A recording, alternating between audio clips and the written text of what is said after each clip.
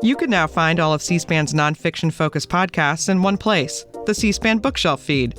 Follow now, and you'll get all of C-SPAN's podcasts that are nonfiction book-related every week. I'm Shannon. And I'm Rachel. And as part of the podcast team here at C-SPAN, we wanted to make it easy for our nonfiction book lovers to access all of our offerings in one place. Hear from authors like Kadada Williams on her book, I Saw Death Coming, Joan Biskupic and her latest, 9 Black Robes, or Neil King, who shared his walking journey from D.C. to New York City in his book, American Ramble. Featured programs will include Book Notes Plus, Q&A, Afterwards, and About Books. You can follow the C-SPAN Bookshelf feed wherever you get your podcasts.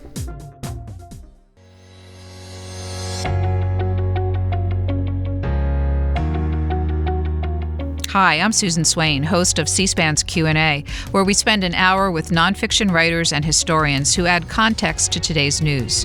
On this Juneteenth federal holiday weekend, we're re-airing a conversation we had with Reverend Wheeler Parker Jr.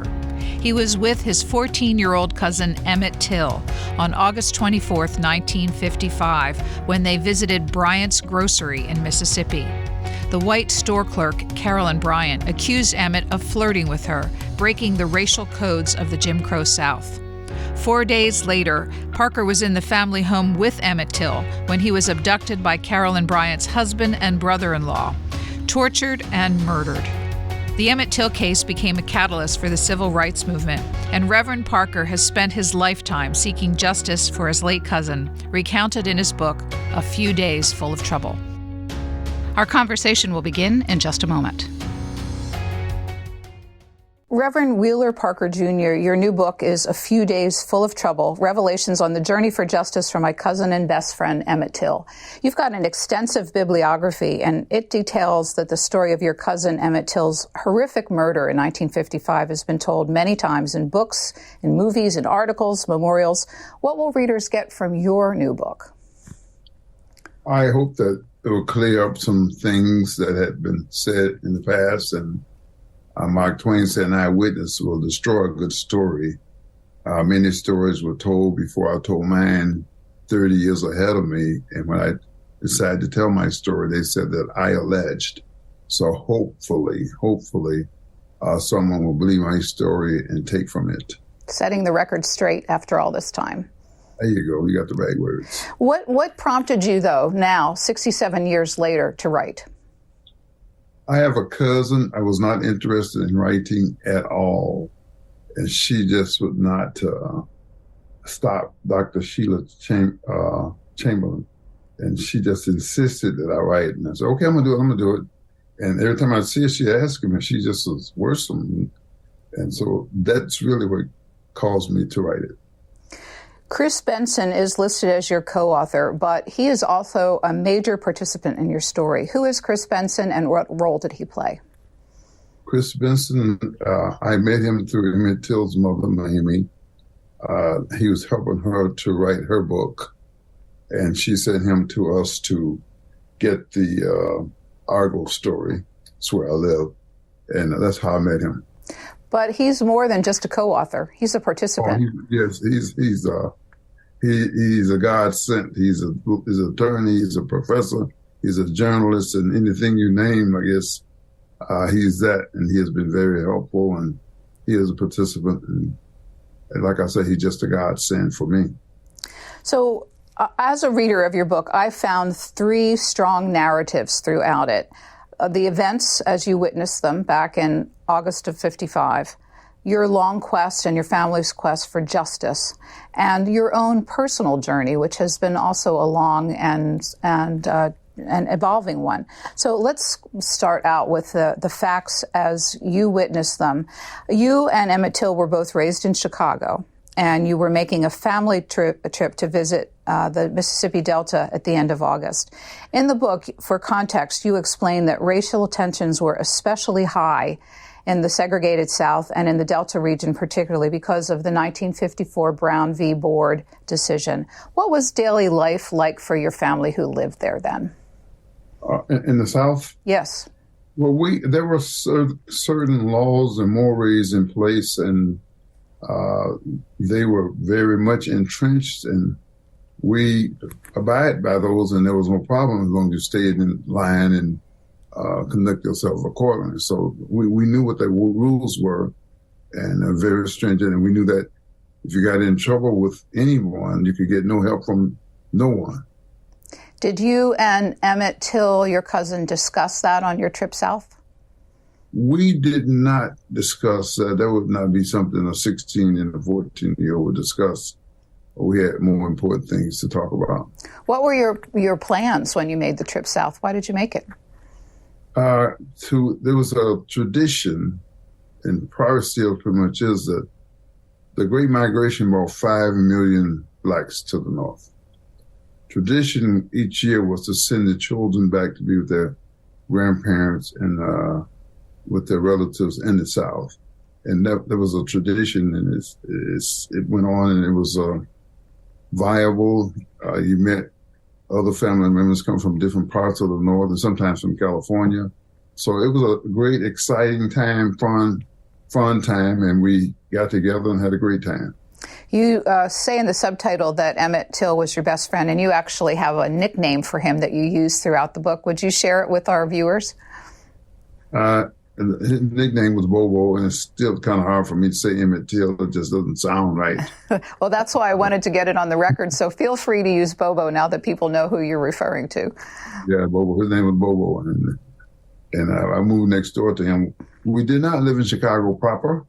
We lived in a little town called Summit, Argo, Illinois. And of course, he moved. His last 2 or 3 years of his life was spent in Chicago proper, but we lived out in the suburb, what they call the country of Chicago. So will you walk me through those few days full of trouble began on August 24th, 1955 at the Bryant grocery store. Would you walk me through what you saw that day? It was a day we had, remember, it's cotton picking time, it's farming, harvesting time. So when you go south during that time, you get right to the cotton field. So we had been in the cotton field that day picking, and we left just before sundown. Normally you work from sun to sun when the sun come up until it go all the way down. So we decided we'd go up to the little store, which is about 3 miles away, up the gravel road there to the blacktop. And we arrived there, and people had gathered from different little areas, little hamlets, and there were only I think 350 people in Money itself. So they came from different little areas to this little country store. And we gathered outside there. Some were playing checkers and jaw jerking and joshing each other and having a great time. And while we were there, I decided to go in and purchase some things in the store. It was a typical country store where when you went into the store, you went up to the counter. Everything that you wanted was behind the counter, and you pointed it out and you told the storekeeper what you wanted, and they would bring it to you. And you didn't shop and bring your stuff to the counter, but they would take it off the wall, off the shelf, and bring it to you. That's how you purchase your things. And I purchased my things there. So then what happened with your cousin Emmett?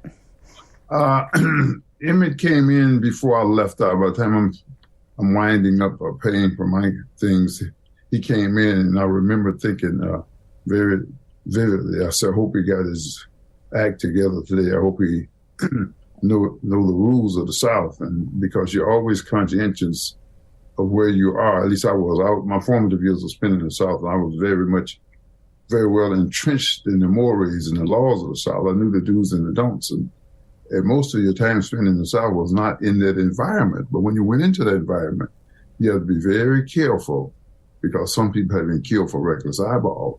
They protected a Southern way of life, a system that was in place. So I saw Emmett. I said, man, I hope he got it together. I knew, because I had been away about 7-8 years, but the training is very much in me. And I heard all the stories all the time about the South. We call it going behind the Iron Curtain. So I left him in the store. Nothing happened while I was in there. And shortly after, my Uncle Simeon, who was 12 years old, Emmett was 14, and I was 16, came in with him. And nothing happened while they were in the store. They came out of the store, and once they were out of the store, a short time later, I don't know how long, Miss Bryant comes out of the store. And Emmett is a prankster. He loved to make people laugh.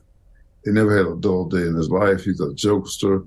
So he whistles to make us laugh. Give her the wolf whistle. And when he did that, we could have died. I mean, you had to have understood the atmosphere in 1955 in Mississippi, a black man whistling at a white woman.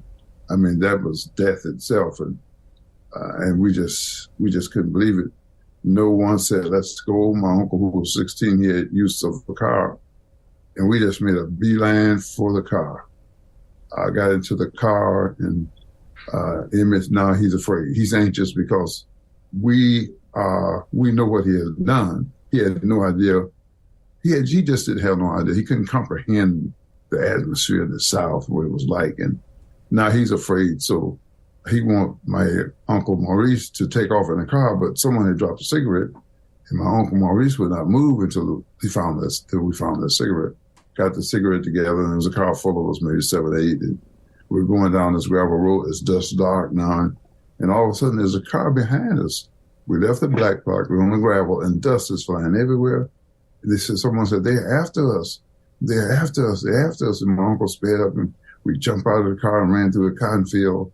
And of course, the people went right on by, and we regrouped at the edge of the road, and Emmett begged us not to tell my grandfather. But there was a girl there named Ruth Crawford. She said, look, this is not over.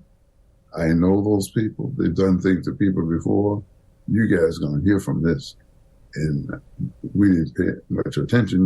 Nothing happened then. The car kept going, and no one else said anything. So that was Wednesday, of course, and that was the end of that night right there.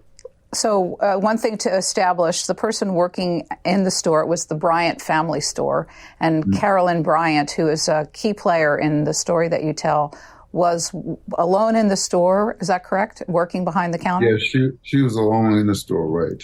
And when your cousin whistled at her, what was her reaction? I couldn't tell you what her facial reaction was, but we know that I don't know if she's coming out to go to her car, but she went to her left and to our right, and someone said she's going to get a gun.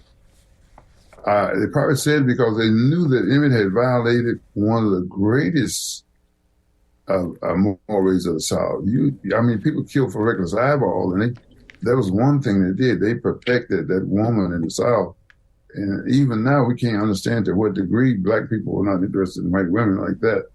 And we just couldn't understand it. But it was a fear in the South of the losing. I don't know what it was, but anyway, she didn't make any overt move or gesture as far as I'm concerned. And when they said she's going to get a gun, well, we were already in the process of leaving. Several days went by before the next and terrible events happened. What were those couple of days like? Did you and your family continue to live in concern or fear over what had happened at the store? Or did you feel like maybe it's going to be okay? We haven't heard from them. Being youngsters, 12, 14, and 16, I think we thought everything was okay. Knowing where we were and what could happen, if we hadn't felt comfortable, we'd have probably tried to get out of there, I told my grandfather.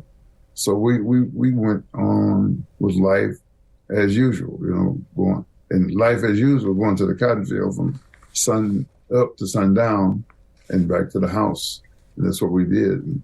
Going to the watermelon fields, taking watermelons and eating that. But our life continued like that until Saturday, of course. In the South, on a Saturday, most people will go to the local or the larger store to do shopping, monthly or weekly shopping, whatever have you. And we went to Greenwood. Of course, we spent the evening up there until about midnight.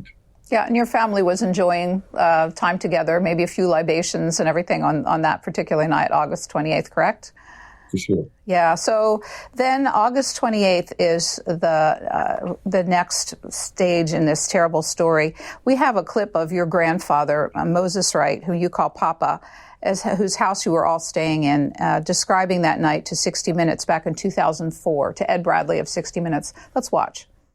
Carolyn Bryant's husband Roy and his half-brother J.W. Milam went looking for Emmett Till in the middle of the night and found him and his cousins at the home of Reverend Mose Wright, Emmett's late great-uncle, who recounted what happened next. Sunday morning, about 2:30, I heard a voice at the door, and I asked who was it, and it said, "This is Mr. Bryant. I want to talk with you and the boy." And when I opened the door, there was a man standing with a pistol in one hand and flashlight in the other. Emmett Till and Simeon Wright, Mose Wright's son, were asleep together in one room, and Wheeler Parker was in another room, awakened by the sounds of angry voices. So what happened next, Reverend Parker?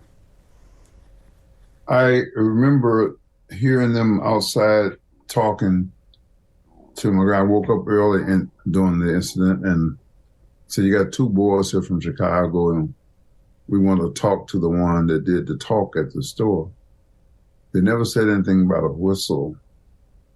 And right away, my knowledge, I'm 16, and the stories that I've heard, having heard about people being hung down the street from my uncle's house, and my dad had to sleep with his gun overnight because of possible altercation.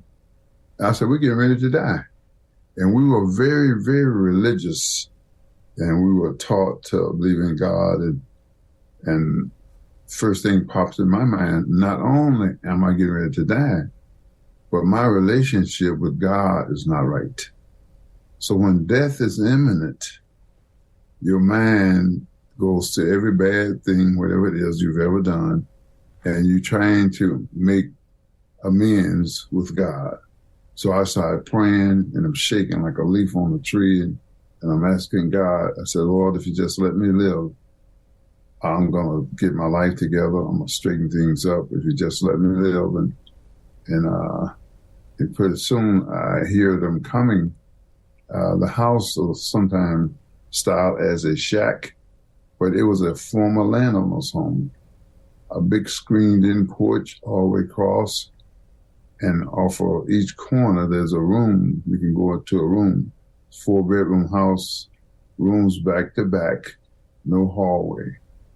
So my grandfather had no idea where Emmett was. The first room to the right off the front of the screening porch, it was his room. The other side, I was in that room with my Uncle Maurice, who never woke up.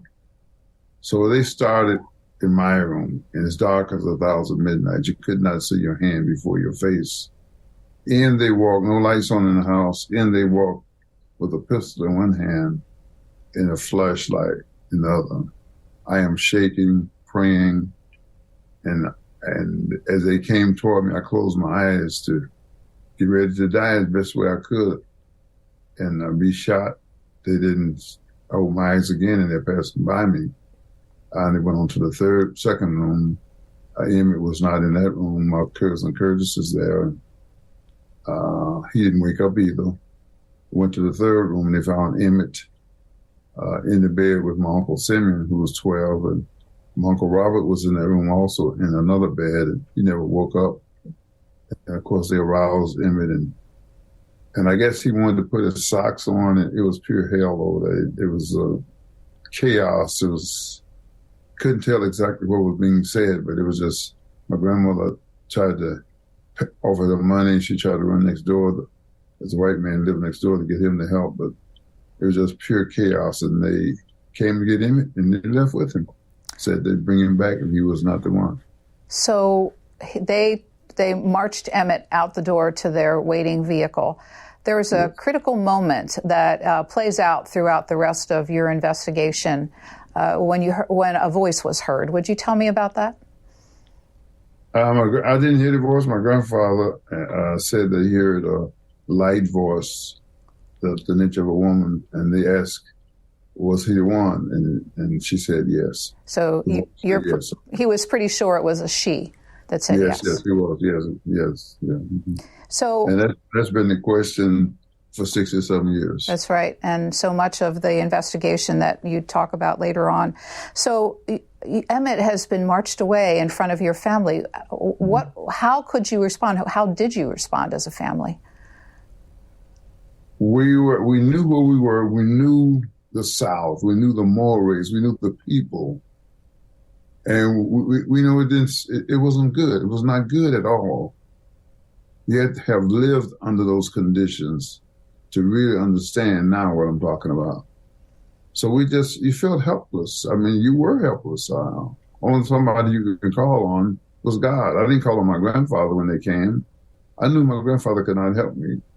It was a case where when they decided to do something to you like that, and it happened on I won't say a regular basis, but it did happen because it was the thing that was used to keep black people in line, and it worked very well. Because they didn't talk about doing something to you or killing you. They did it. And they didn't have to worry about no one saying anything to them. And you had no protection. No one was going to bother them about doing something to a black people. Did you go to the authorities? Did your family try to get help from the authorities? They did. I did not. They went and they looked by the rivers where normally people are thrown.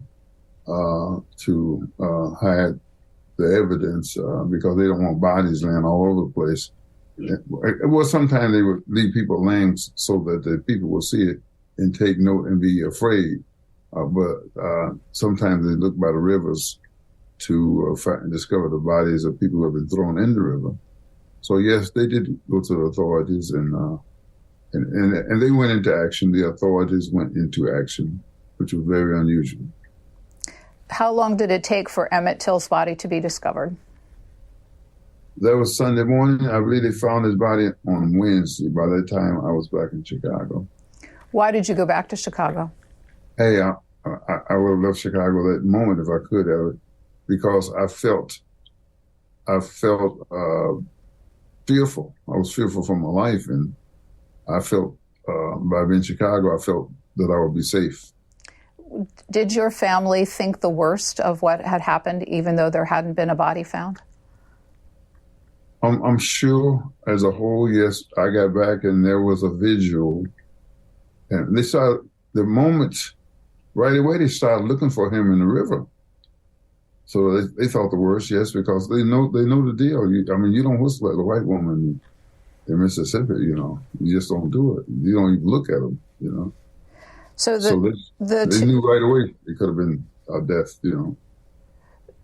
Sorry for interrupting you. The two perpetrators, Mr. Bryant, who is the owner of the store, and J.W. Milam, were arrested fairly soon with this on charges of abduction. Did they admit to having abducted your cousin? They did. They were highly insulted that they had been arrested for protecting a Southern way of life. Matter of fact, I understand that when the first sheriff went there, they would not even go with him. I understand they told him that's BS. I'm trying to protect a Southern way of life and you guys are going to arrest me? So then I understand that the high sheriff, the next level, went and told them, we're coming after you, we're taking you dead alive, let's go. And that was history being made to arrest someone, to charge someone to doing something to a black man. That may not have been the first time, but you can rest assured it was very unusual and something that was not going to happen too often because they could get away with anything. But there has always been someone that had the fire in their belly to stand up and the courage to do what's right.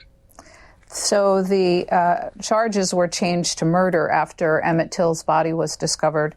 This is the terrible question to ask you, but when his body was recovered, what did the extent of the injuries that your family saw tell the story of what had happened to him?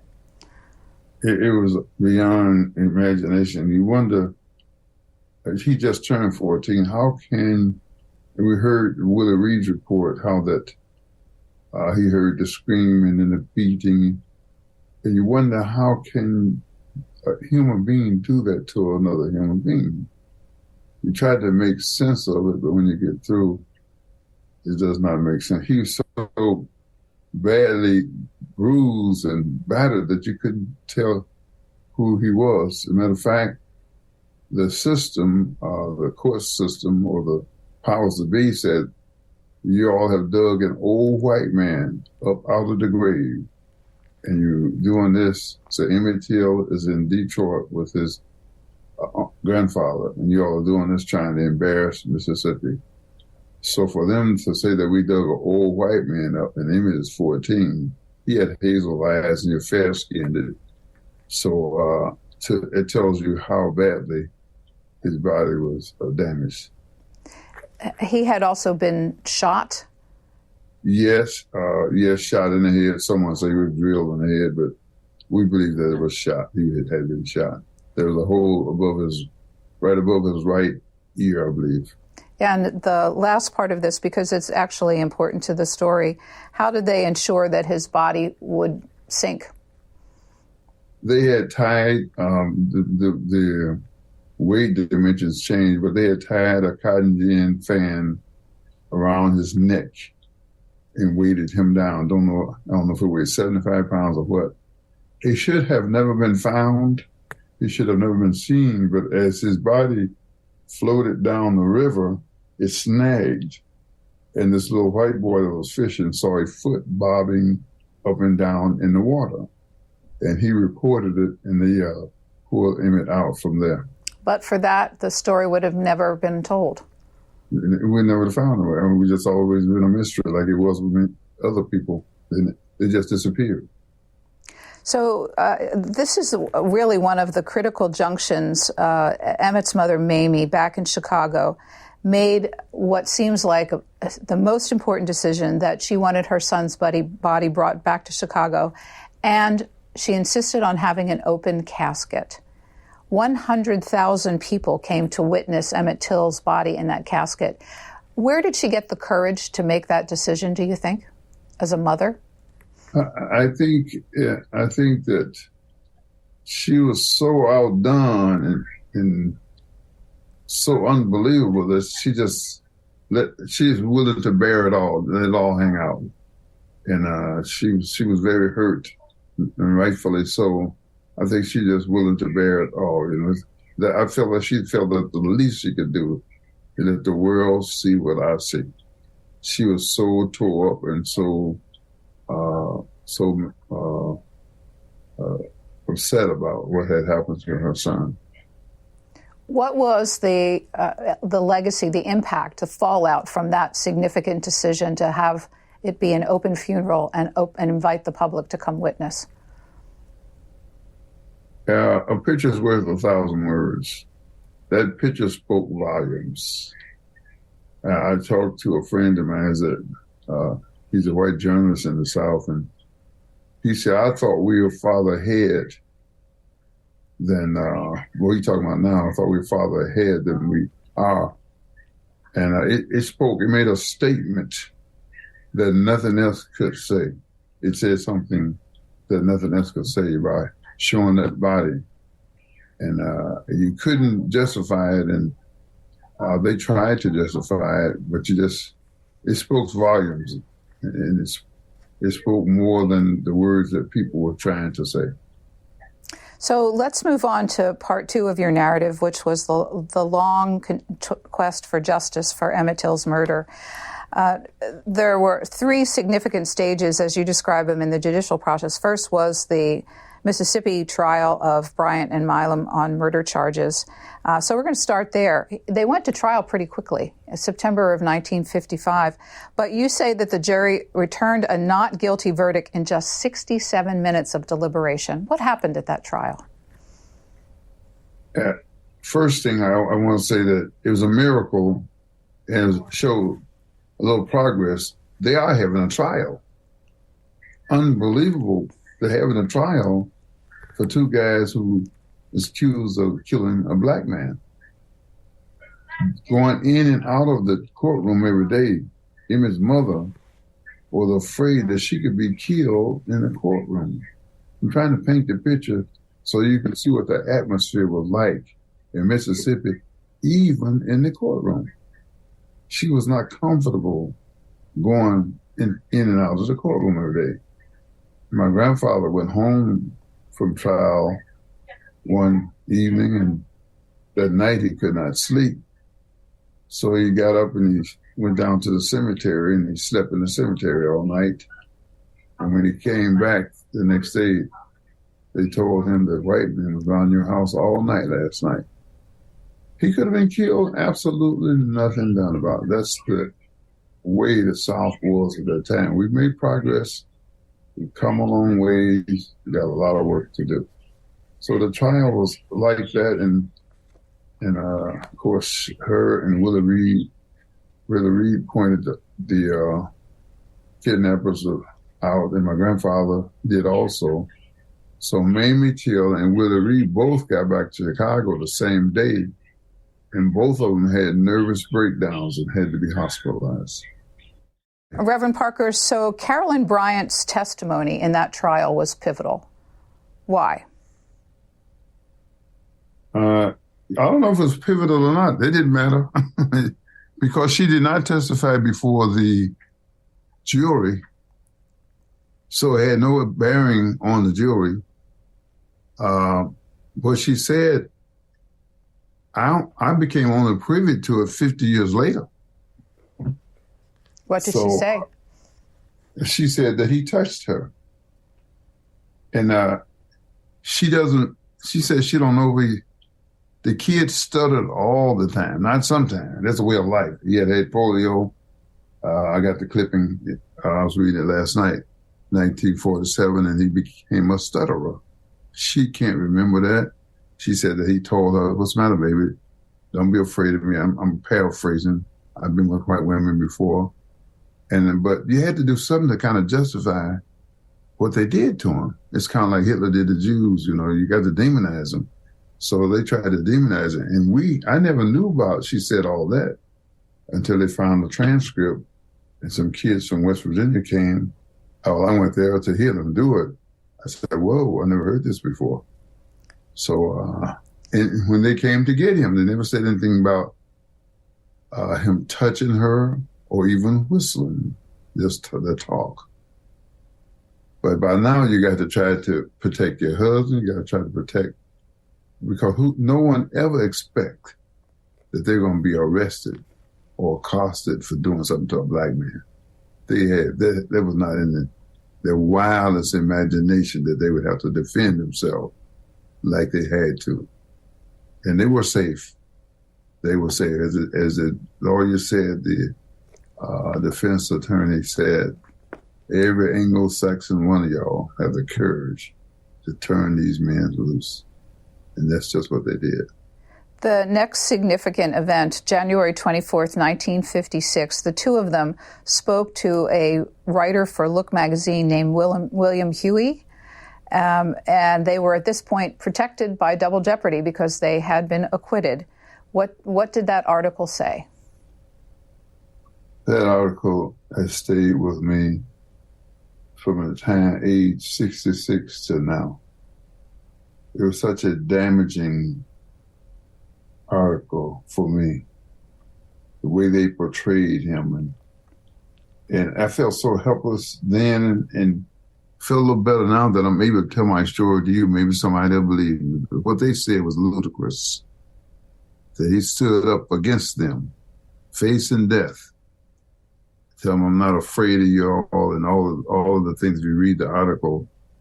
And it was not him at all. I know Emmett. I know Bobo. We live next door to each other, and we went places, did things together.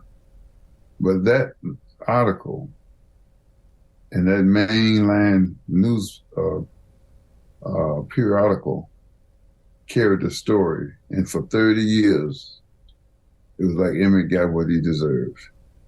That's what I lived with from 1955 to 1985, when things started to change a little bit. The atmosphere, the attitude was all together. He got what he deserved.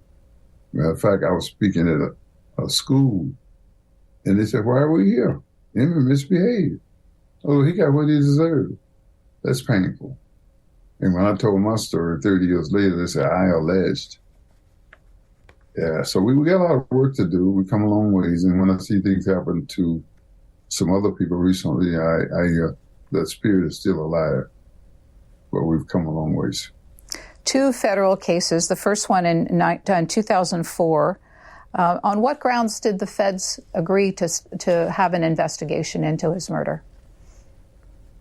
Someone had wrote a book or did some talk about he had information about people who were still alive was intricately involved. So they decided they would investigate. And of course they investigated and gave it to a grand jury. And they couldn't find anything worthy of arresting anyone. So they empowered a grand jury and no charges were filed. Yeah, no charges. You report in the book that it produced 8,000 pages of documents and no indictments. But 2 people come into your story at this point who are really important. An FBI special agent by the name of Henry and also a man named Alan Sykes. Let's talk about Alvin Sykes. How did he come on the scene with you, and what important role did he play in Emmett Till's pursuit for justice? Yeah. Alvin Sykes is a very unique character, unusual, out of Kansas City. This man didn't finish high school. I don't know if he finished grade school good, but he was so entrenched in the law that lawyers thought that he was a lawyer.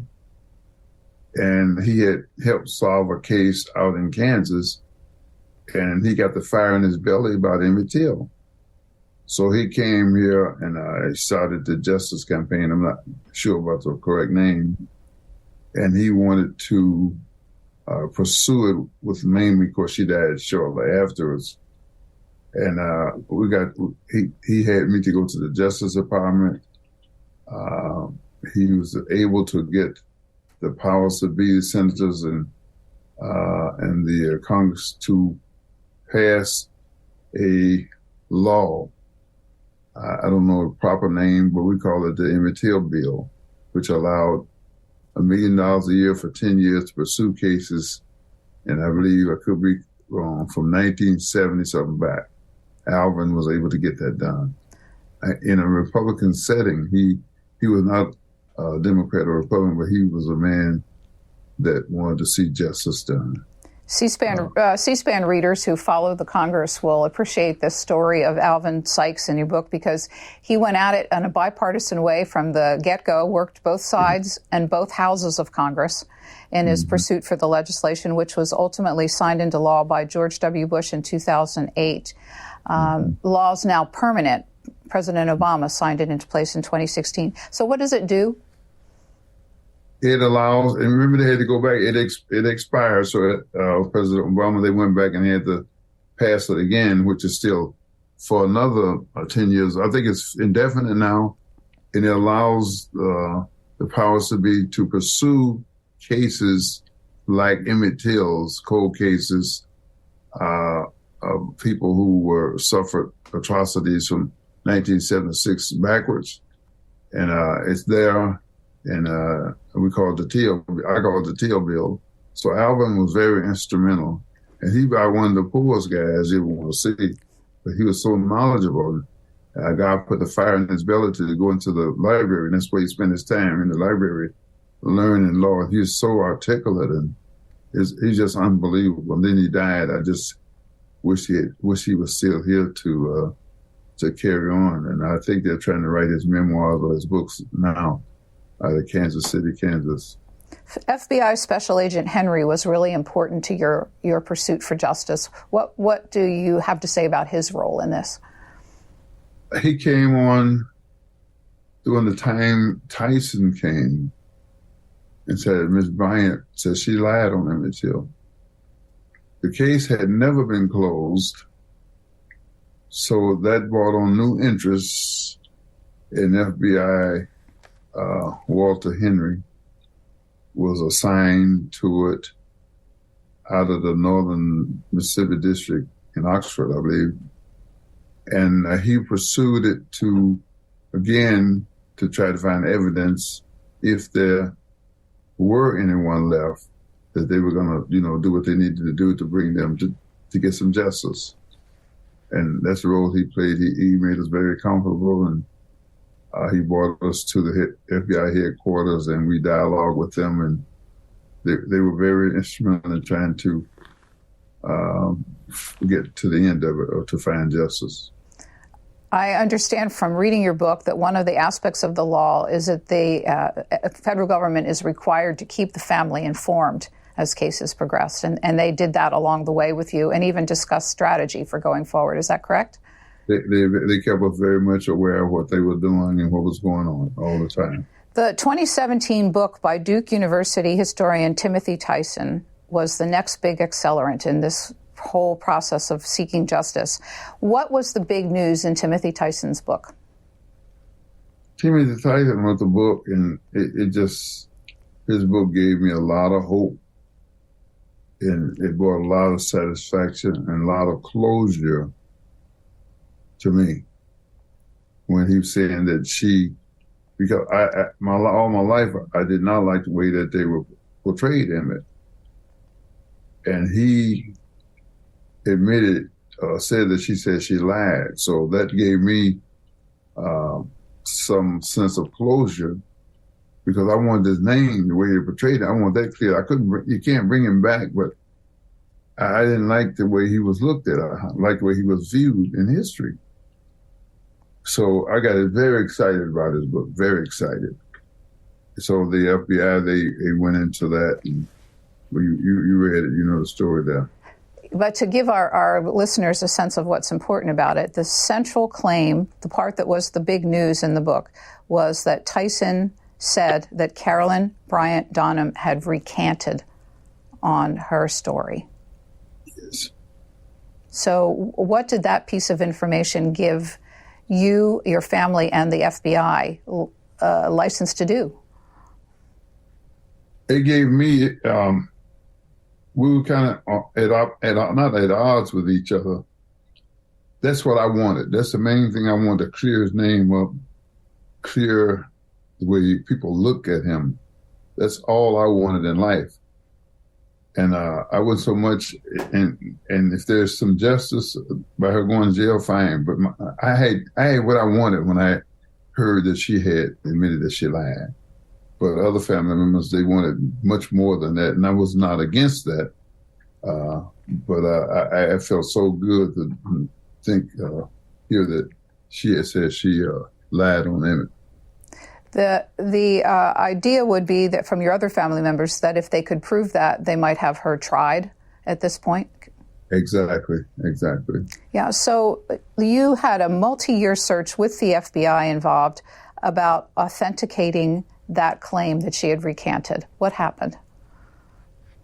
They pursued it, and they unturned every stone with the DOJ, the Department of Justice, the FBI, the district attorney in Mississippi, and they could find nothing where they could bring someone to justice. Matter of fact, they even had another grand jury to get involved. And some of the laws that they were interested in applying to her case had expired. And the only way they could have done anything is she had to admit that she was there at the kidnapping. And that didn't happen, and I don't think she's going to do that. But it's still open. If you can come up with anything, they're willing to hear it and take action on it. It is now, for the first time in the 67 years, closed. So she cannot be prosecuted any further? Is that what you're saying? She can, if they can find evidence. She? How old is she now? She's 88. We also learned that in the process of your investigation that she had written a book herself. Yes, she has written, I don't know if it's a book or memoirs or whatever, but she has done some writing herself. Mm-hmm. You were able to read her manuscript, and you also able to listen to some audio tapes of her giving an interview to Timothy Tyson. What was that experience like for you? Wow, I can't find words to say because I didn't get out of it what I wanted to get out of it, and that was a confession.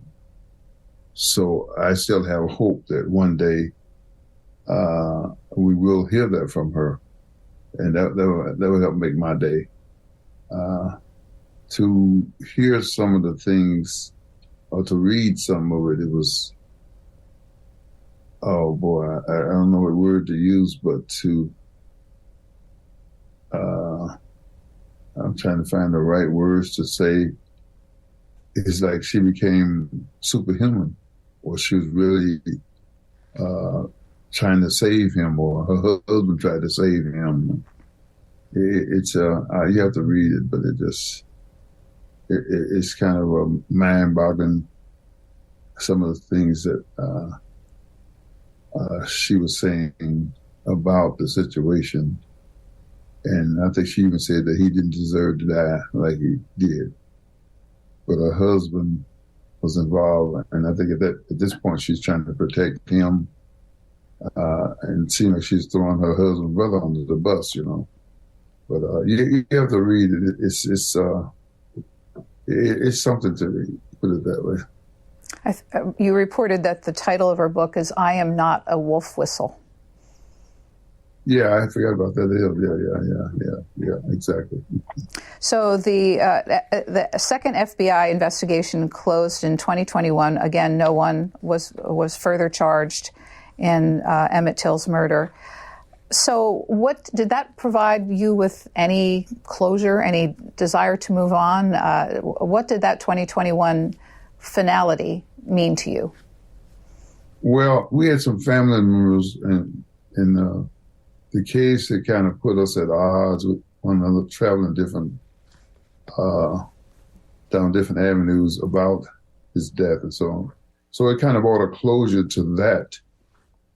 And I'm a person of faith, and we are people of faith. And Emmett Till's mother said, it was in 2003, she says, like, they don't exist in my life, and I follow the same path. We believe, as she said, and they said at his funeral, God said, vengeance is mine. No one gets by. Everybody has to pay, and we're very acute aware of that. And we have a life. So when you have a life, you have to get back to the business at hand. And so I did not let that destroy me, because we're here to serve humanity, and that's what I do. I spend my life serving humanity, and that's a cure-all. That's a nice segue into the last part I wanted to talk to you about, and that's your own personal journey. You were a victim of this terrible crime. You thought you were going to die that night, and you had to live with the survivor's guilt all of these years. You had some rough years afterwards. How did you turn your life around? I was always go back to that night that they came, realizing that my relationship with God was not right. And I promised God if he let me live, I was going to get it right and, in essence, fulfill my purpose. Everybody here on earth has a purpose, a calling in life. And every now and then I would be not a victim, but I'd hear that call and hear that voice in my head. You didn't have to make God that promise. What about that promise you made? I could be in the midst of a gale activity, and that would come to me. And so at age 22, I felt like I had to make a change, or that it was not going to be good. So a voice came to me and said, ask God to give you a mind to do what's right. Whenever you got a mind to do something, it's easy to do. So I asked God to give me a mind to say yes to him and fulfill that purpose for which I'm put on earth for. And I had a radical change at age 22. And I've been the happiest man in the world ever since. Went into the ministry at that point? Well, not actively, but it wasn't long afterwards. So I went to the ministry. I went into the church. I went to the church, and one Friday I remember walking off the street and said, "This is it. I'm through with the world. Goodbye, world. I'm going." And in any denomination in the 20s, you find no young people hardly in the church, but I was okay with it. I was content, I was satisfied, and I never looked back, I want to talk about a little bit more about Mamie Till Mobley. We have a video of her from 2002 talking about how she has come to peace with the death of her son. Let's listen. In 1955, when my only child was killed, it seemed that there was nothing for me to live for. I wanted to die. But in the midst of that planning, the Lord spoke to me, and he told me not to spend my time hating the perpetrators of the crime, because they would not even know that I was hating them. And the things that would be released into my body would eventually destroy me. I can truthfully say that for 47 years, I have not wasted any time hating Milam and Bryant. They became inconsequential so far as I was concerned. It was as if they didn't even exist. Reverend Parker, you say that on the 30th anniversary of Emmett Till's murder, Mamie Till Mobley asked you to get into the battle. How did you respond? I'm listening to her because we have a center out here, and I took her by and showed her what we were doing, and she wanted me to carry it on. And right away I said yes. At the same time I said, how can I do it? What is it that I can do? I felt very helpless, but I couldn't say no.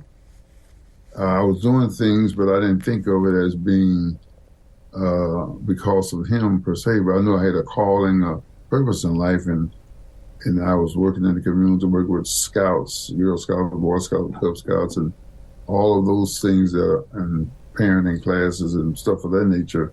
That's what we were doing. What happened is that my wife got involved, and then there became more interest in the Emmett Till story. So we named the center after Emmett, and then Emmett Till Memorial Center, and we now have programs. Got a street named after him. We got some work done where he used to live, a plaque on that lot. So those are the kind of things that we're doing. He still speaks from the grave. I mean, been gone a long time, but he still speaks from the grave. You write that one of the questions for yourself all along was, what would justice look like?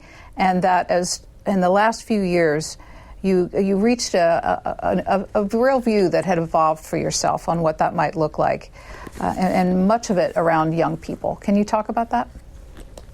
What would justice look like? I resolved and accepted the fact that everybody reap what they sow, and we have a purpose in life, and we're here to serve humanity.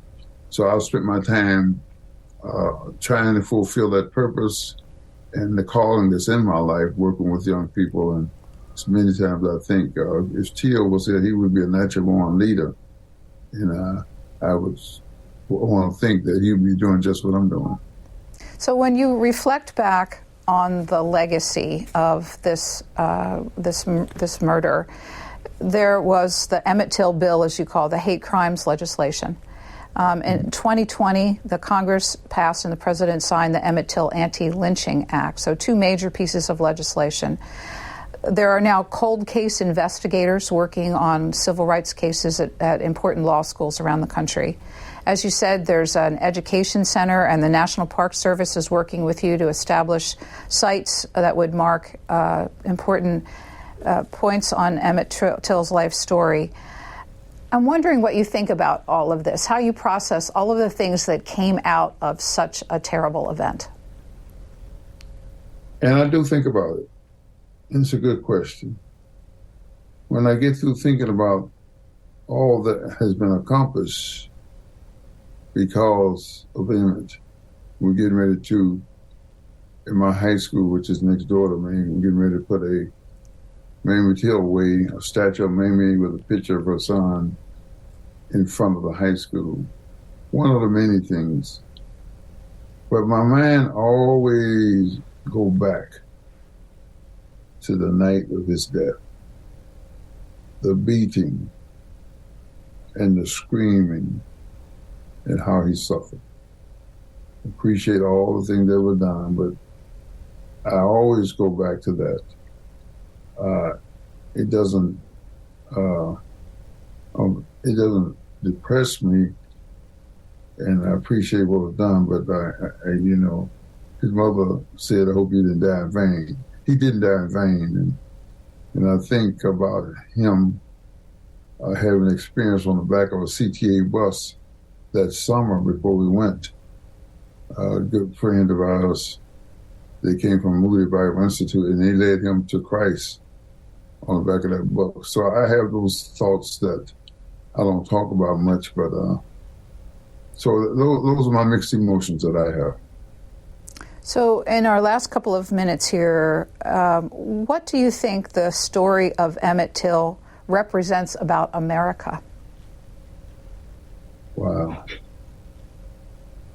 It tells, and I tell people before my talks, I say, I always have to start off, we're not here to stir up animosity, ill will, or hate, but want to talk about history. Emmett Till's story marks a period in our history of where we were and where we are now. It shows how far we've come, how we got here, and how much work we still have to do. I want to thank you for spending this time with us, Reverend Wheeler Parker Jr., Emmett Till's cousin, whose life was changed along with Emmett Till's loss of life back in August of 1955. His new book is A Few Days Full of Trouble, Revelations on the Journey for Justice for My Cousin and Best Friend, Emmett Till. Reverend Parker, thank you so much for the conversation. Thank you. Have a great day. A final note. 88-year-old Carolyn Bryant Donham, Emmett Till's accuser, died in April of this year, taking the facts of what happened long ago in the family grocery store with her to her grave. Thanks for listening to C-SPAN's Q&A. Remember, if you subscribe to this podcast, you'll never miss an episode. And I'd really like to hear from you about our interviews. You can email me at podcasts, that's podcast with an S, at c-span.org. Your feedback is welcome.